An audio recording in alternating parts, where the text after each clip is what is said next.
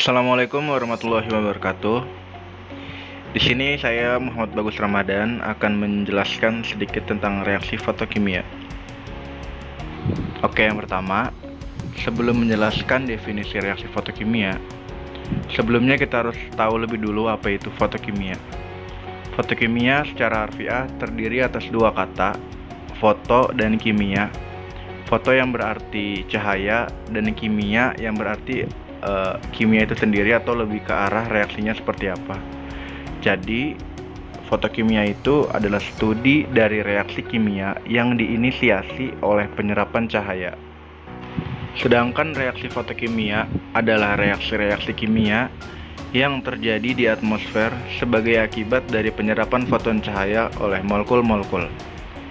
Reaksi-reaksi fotokimia, meskipun pada keadaan tanpa katalis, dapat berlangsung pada suhu yang lebih rendah dibandingkan dengan reaksi lainnya.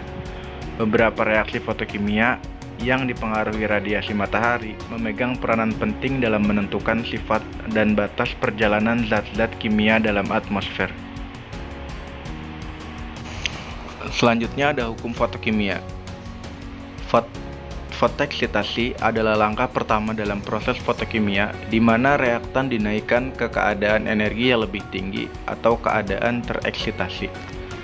Hukum fotokimia ada dua, yaitu hukum Grotius-Draper dan hukum Stark-Einstein. Hukum pertama fotokimia yang dikenal sebagai hukum Grotius-Draper menyatakan agar reaksi fotokimia berlangsung maka cahaya harus diserap oleh zat kimia. Sedangkan menurut hukum yang kedua, yang dikenal sebagai hukum Stark-Einstein, untuk setiap foton cahaya yang diserap oleh sistem kimia, tidak lebih dari satu molekul yang diaktifkan untuk reaksi fotokimia, seperti yang didefinisikan dengan hasil kuantum.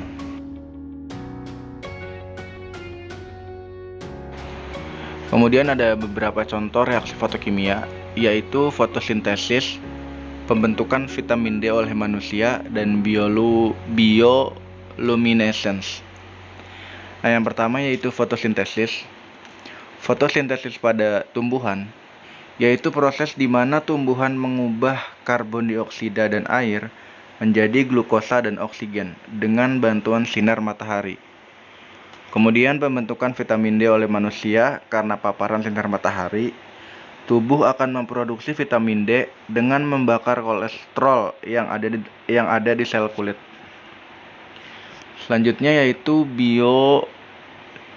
bioluminescence pada kunang-kunang. Nah, enzim di perut kunang-kunang mengkatalisis reaksi yang menghasilkan cahaya. Oke, sekian dan terima kasih. Mohon maaf apabila ada banyak kekurangan dan kesalahan. Wassalamualaikum warahmatullahi wabarakatuh.